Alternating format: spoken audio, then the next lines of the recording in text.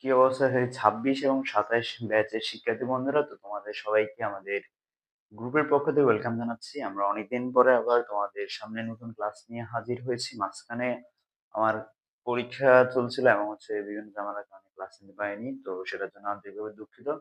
তো আমরা আজকের ক্লাসটাতে সাধারণ গণিতের 16 অধ্যায়, সেটা হচ্ছে যে 26 বলো এবং 27 বলো। 26 এর জন্য কিছুদিন পরে পরীক্ষা, তো তোমাদের জন্য এই চ্যাপ্টারটা আনসার করা খুবই একটা গুরুত্বপূর্ণ অধ্যায় বলতে পারো।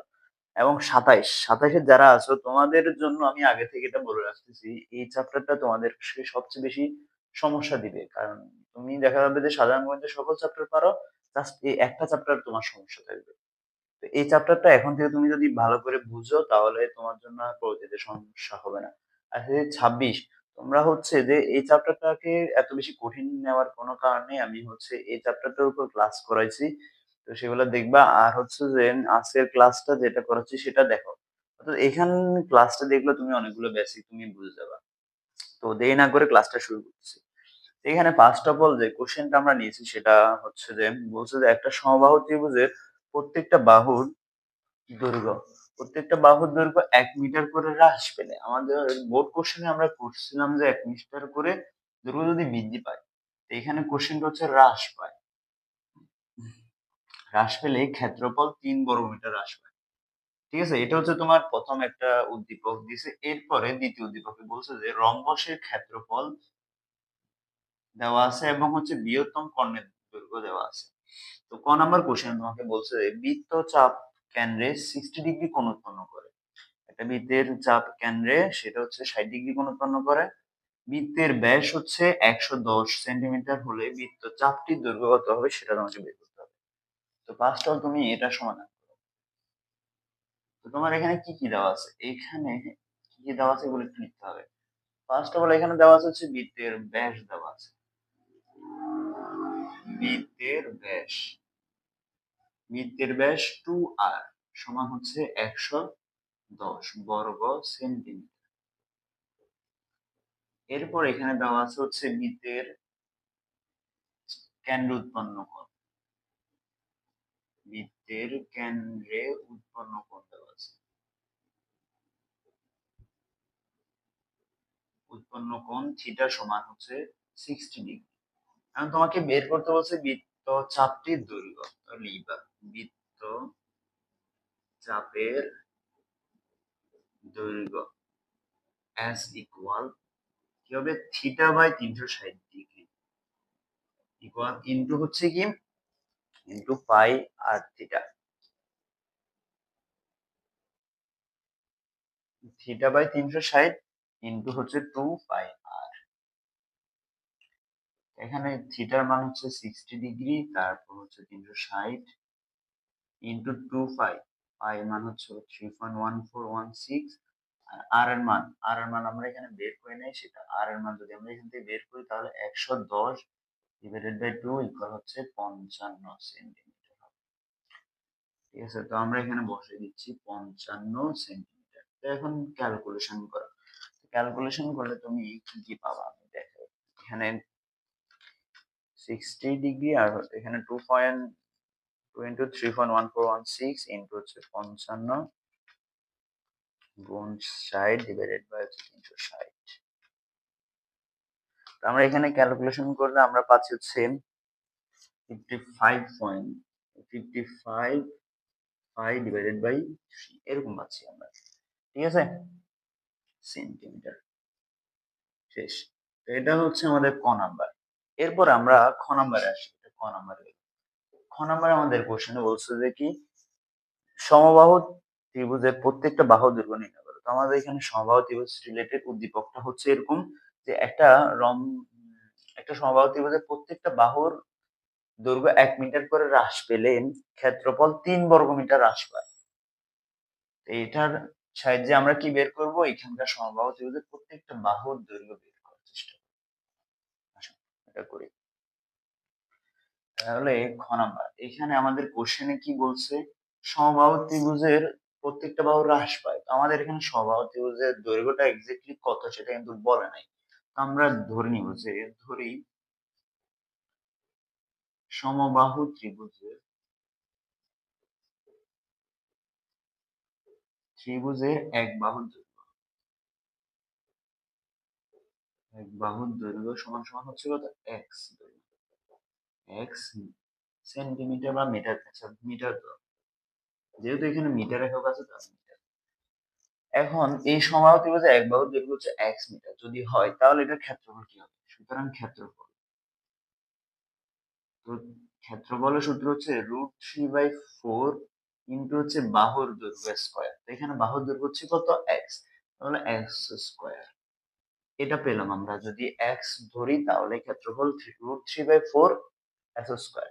এখন আমাদের বলছে যে প্রত্যেকটা বাহুর দৈর্ঘ্য 1 মিটার করে হ্রাস পায়, তাহলে লিখবে এখন, এখন প্রত্যেক বাহুর দৈর্ঘ্য, দৈর্ঘ্য 1 মিটার হ্রাস পেলে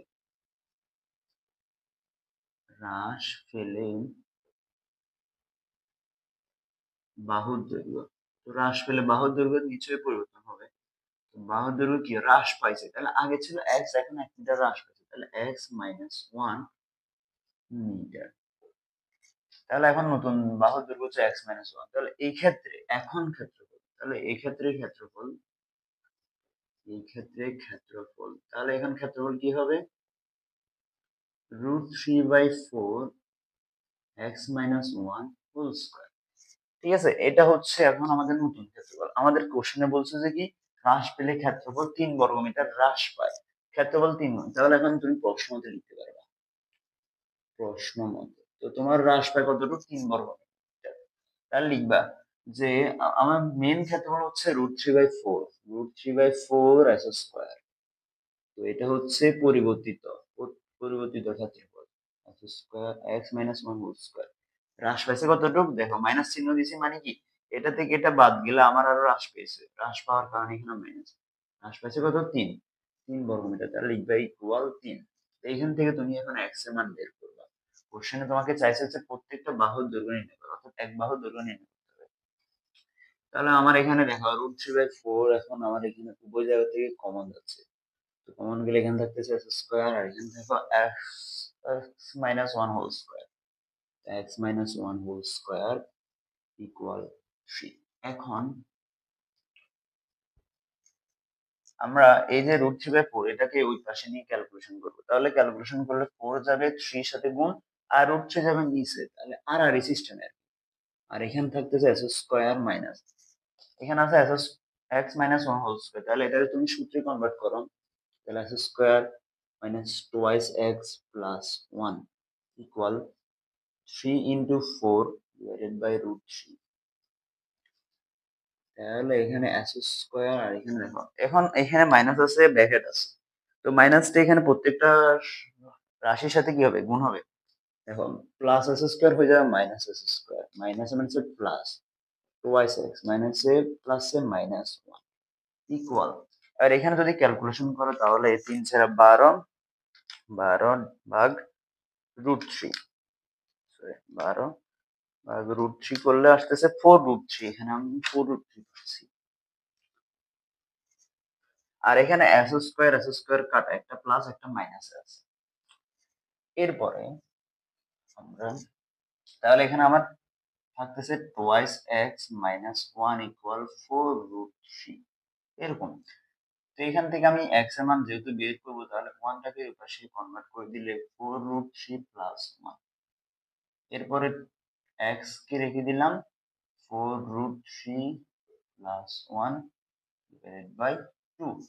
এটা আমরা ফাইনালি পেলাম। তাহলে এটা হচ্ছে আমাদের সমবাহু ত্রিভুজের একটা বাহুর দৈর্ঘ্য, যেহেতু এক সমান আমরা এটা পাইছি, এটা হচ্ছে আমাদের সমবাহু ত্রিভুজের একটা বাহুর দৈর্ঘ্য। আশা করি তোমাদেরকে আমি বুঝাতে পেরেছি। এরপরে আমরা খ নাম্বার কোশ্চেনে দিয়ে দেবো। আচ্ছা, গ নাম্বার কোশ্চেন বলছে যে রম্বসের পরিসীমা নির্ণয় করো। রম্বসের ক্ষেত্রফল দেওয়া আছে এবং বৃহত্তম কর্ণ দেওয়া আছে। এখন আমাদেরকে বের করতে হবে এটার রম্বসের পরিসীমা বের করতে হবে। পরিসীমা, তো আমরা রম্বস সম্বন্ধে কি জানি একটু আমাদেরকে চিন্তা করতে হবে। আমরা জানি যে রম্বসের প্রত্যেকটা বাহু হচ্ছে সমান, যেরকম বর্গের প্রত্যেকটা বাহু সমান থাকে, এখানেও প্রত্যেকটা বাহু সমান থাকে, জাস্ট ওদের কাঠামোটা একটু এরকম। রম্বসের তার প্রত্যেকটা বাহু সেম। তো তার পরিসীমা নির্ণয়ের ক্ষেত্রফল সূত্রটা হচ্ছে যে 4a। যেহেতু পরিসীমা মানে হচ্ছে সকল বাহুর যোগফল, তো এখানে তার বাহু যেহেতু চারোটা সেম, এখানে তার পরিসীমা নির্ণয় সূত্রটা হচ্ছে 4a, তো 4 ইনটু প্রত্যেকটা বাহুর দৈর্ঘ্য। তো আমাদের রম্বস রিলেটেড কি কি দেওয়া আছে এগুলো আমরা লিখি। রম্বসের ক্ষেত্রফল, রম্বসের ক্ষেত্রফল সমান সমান হচ্ছে 1944 বর্গ সেন্টিমিটার। তারপর হচ্ছে বৃহত্তম বাহুর কোণ,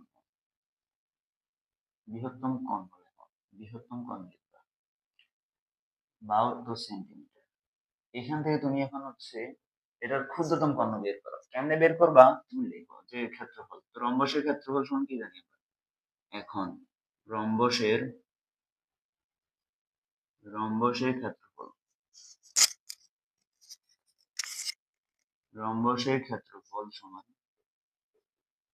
হাফ ইন্টু কর্ণদ্বয়ের গুণফল, কর্ণদ্বয়ের গুণফল। তো হাফ ইন্টু কর্ণদ্বয়, একটা কর্ণকে আমি D1 নাম দিলাম, একটাকে D2। সাপোজ এটা হচ্ছে D1, তো আমি রম্বসের ক্ষেত্রফলের মান জানি 1944। তো 1944 ইকুয়াল 1/2, D1 এর মান হচ্ছে 72, D2। আমি D2 এর মান বের করব, তাহলে 1944 ইকুয়াল, এখানে 72 কে 2 দ্বারা ভাগ করলে হচ্ছে 36 D2। তাহলে এখানে D2 সমান হবে 1944 ডিভাইডেড বাই 36। তো ক্যালকুলেশন করলে 1944 ভাগ 36 করলে আসছে হচ্ছে 54। তাহলে আমরা 54 পেলাম, 54 সেন্টিমিটার। তাহলে আমরা রম্বসের কি পেলাম? এখন রম্বসের অন্য আরেকটা কর্ণ দৈর্ঘ্য পেয়ে গেলাম। ঠিক আছে, এখন আমাদেরকে মেন টার্গেট হচ্ছে রম্বসের পরিসীমা বের করা। আচ্ছা, রম্বসের পরিসীমা বের করবো আমরা কেমনে? রম্বসের পরিসীমা বের করতে হলে আমাদের এখানে রম্বসের একটা বাহুর দৈর্ঘ্য বের করতে হবে। আমরা এখানে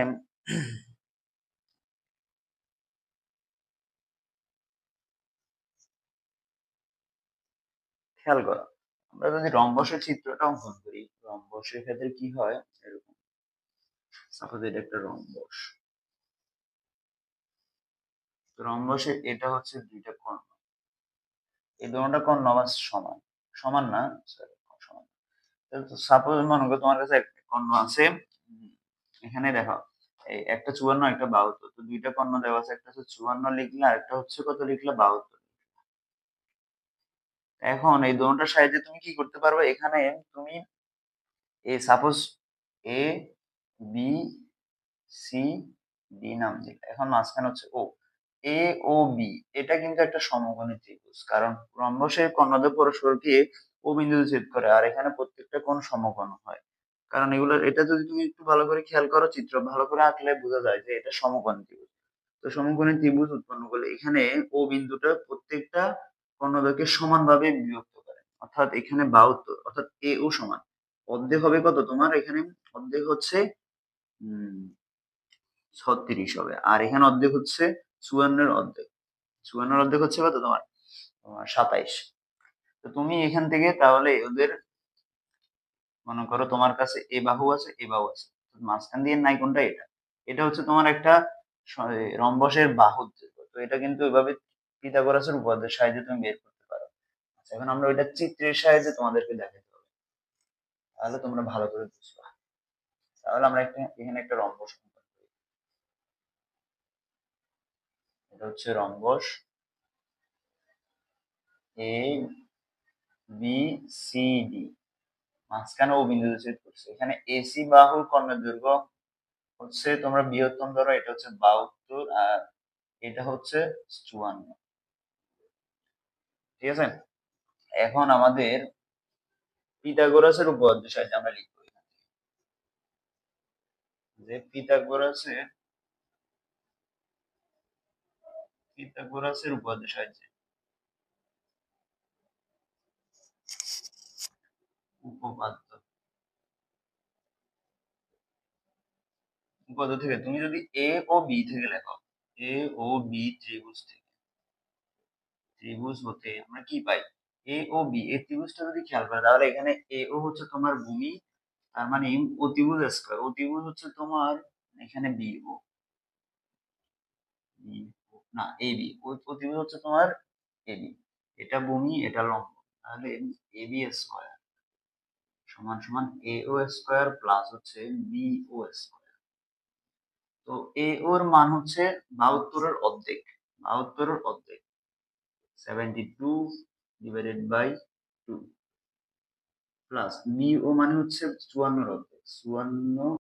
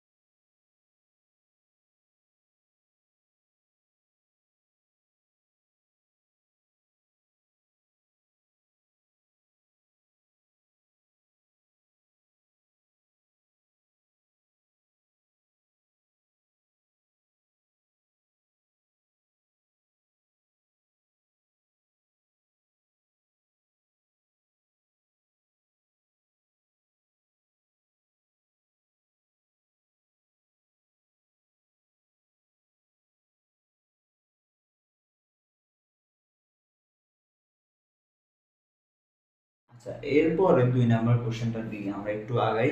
তো 2 নাম্বার কোশ্চেনটাতে আমাদেরকে বলছে যে এখানে একটা দেওয়া আছে, ব্যালন দেওয়া আছে, ব্যালনের সাথে একটা আয়তক্ষেত্র দেওয়া আছে। তো এখানে ব্যালনটা হচ্ছে এখানে আয়তক্ষেত্রের প্রত্যেকটা দুই কোণাতে দুইটা বৃত্ত দিয়ে এটাকে ব্যালনও দিচ্ছে, আবার এটাকে আয়তকারও বানাইছে।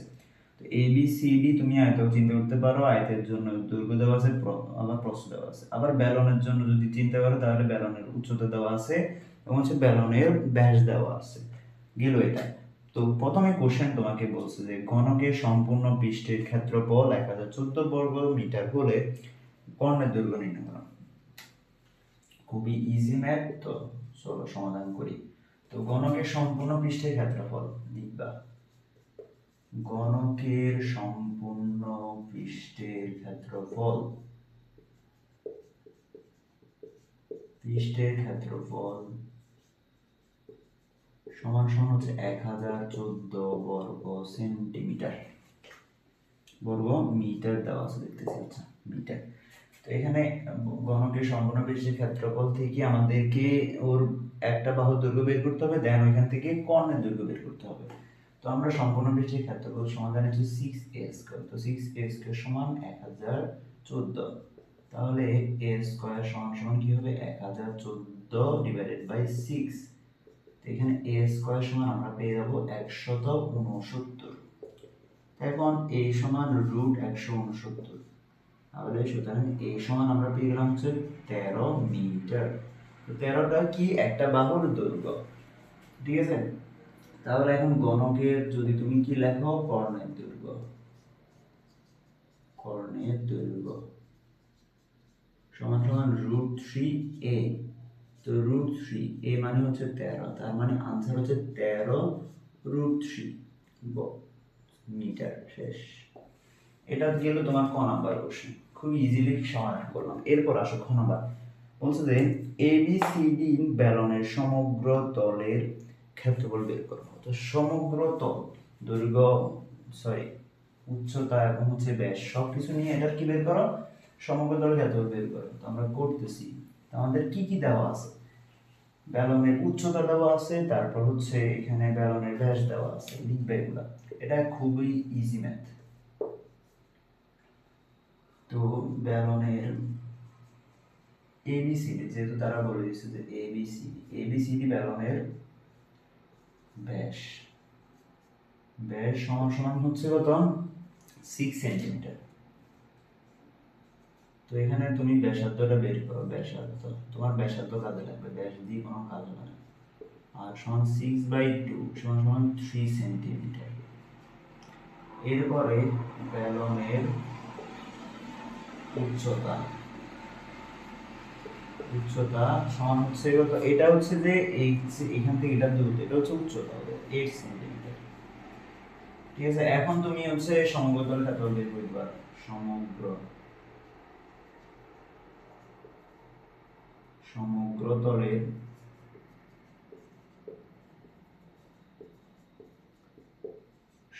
তলের ক্ষেত্রফল সমান হচ্ছে যে 2 পাই r into r plus s। এখানে r মান দেওয়া আছে, s দেওয়া আছে, তো তুমি মান বসিয়ে आंसर বের করো। 2 ইনটু 3.1416 আর r মানে হচ্ছে 3, r প্লাস s 3 প্লাস 8। ঠিক আছে, এটাকে আমরা ক্যালকুলেশন করলে आंसर চলে আসতেছে, দেখি আমরা।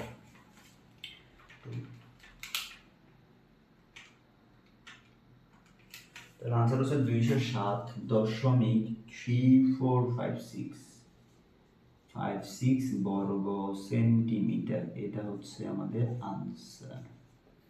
শেষ, খুব ইজি ছিল। লাস্টের কোশ্চেনে আসো। এই লাস্টের কোশ্চেনটা একটু বোঝার আছে, আর নাহলে আমারই কিছু নাই এখানে। বলছে যে এ ও বি এর সমান ক্ষেত্রফল বিশিষ্ট বৃত্তের পরিধি নির্ণয় করো।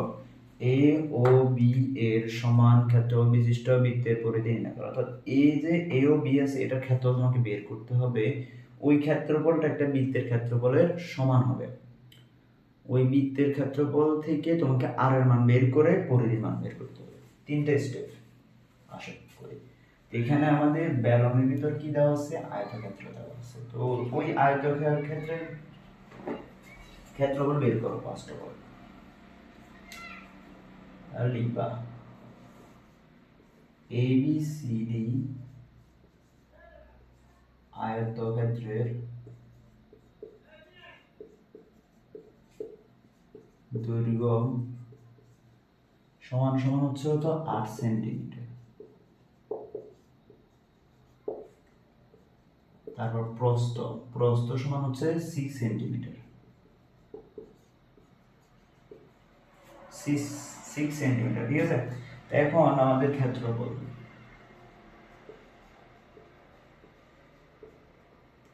6 ইন্টু 8 ইন্টু 6, তাহলে বর্গ সেন্টিমিটার। তাহলে 48 বর্গ সেন্টিমিটার। ঠিক আছে, তাই এখন আমাদের বলছে যে এ ও বি এই ত্রিভুজটা, এই যে এ ও বি এই ত্রিভুজটা আমাদের আয়তক্ষেত্রের 4 ভাগের 1 ভাগ না। তুমি খেয়াল করো, এ ও বি এটা হচ্ছে এই ত্রিভুজটা 4 ভাগের 1টা ভাগ। তার মানে তুমি লিখতে পারো যে সুতরাং ত্রিভুজ এ ও বি সমান সমান 1/4 ইন্টু এ বি সি ডি আয়তক্ষেত্র।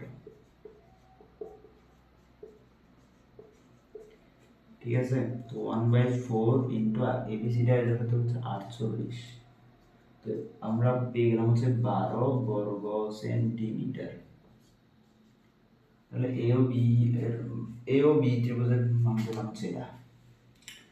তাহলে এখন আসো, এটা কার সমান, বৃত্তের ক্ষেত্রফলের সমান। তো লিখতে পারো যে বৃত্তের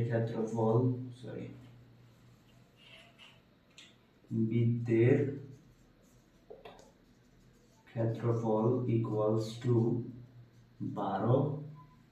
তাহলে বৃত্তের ক্ষেত্রফল সমান হচ্ছে 5r² সমান সমান হচ্ছে 12। ঠিক আছে, এখন আসো তাহলে r² সমান সমান 12 ডিভাইডেড বাই 3.1416। তো আমরা যদি এটা ক্যালকুলেশন করি তাহলে 12 ভাগ 3.1416, তাহলে পাই হচ্ছে r² সমান আমরা পাই 3.81। আর স্কোয়ার, তাহলে আর সমান 3.81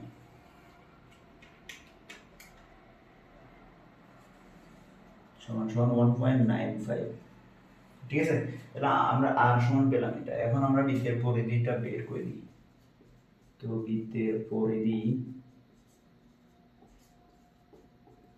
2πr, তো 2 ইন্টু 3.1416 ইন্টু আর মান হচ্ছে 1.95 গুণ 3.1416 ইন্টু 2, আমরা পেয়ে গেলাম আলটিমেটলি আনসার হচ্ছে 12.26। দেখা যাচ্ছে কিনা একটু দেখি। দেখা যাচ্ছে 12.2426। ঠিক আছে, তো that is our final answer. বৃত্তের পরিধি আমাদের বের হয়ে গেল, সেটা হচ্ছে 12.26 সেন্টিমিটার। তো এটা ছিল আমাদের দুইটা সৃজনশীলের সমাধান। তো তোমরা বুঝতে পেরেছো কিনা আমাকে একটু কমেন্ট করে জানাবা। তো আমরা লাইভ ক্লাস করাবো, তো এটা রেকর্ডেড ক্লাস দিচ্ছি, এটা অনেকদিন পরে করাচ্ছি। তো তো সামনে অনেকগুলো তোমাদের লাইভ ক্লাস হবে 26 এবং 27 উভয়ের জন্য। তো আমি আবারও বলছি 26 এবং 27 তোমরা হচ্ছে এই চ্যাপ্টারটাকে গুরুত্ব সহকারে দেখবা। এটা হচ্ছে তোমার জন্য একটা খুবই, অর্থাৎ দেখতে তোমাদের মনে হয় কঠিন, আসলে এতটা কঠিন না, তোমরা বুঝে বুঝে করলে কঠিন না। তো ঠিক আছে, ভালো থাকো, সুস্থ থাকো, বিদায় নিচ্ছি আজকের মতো।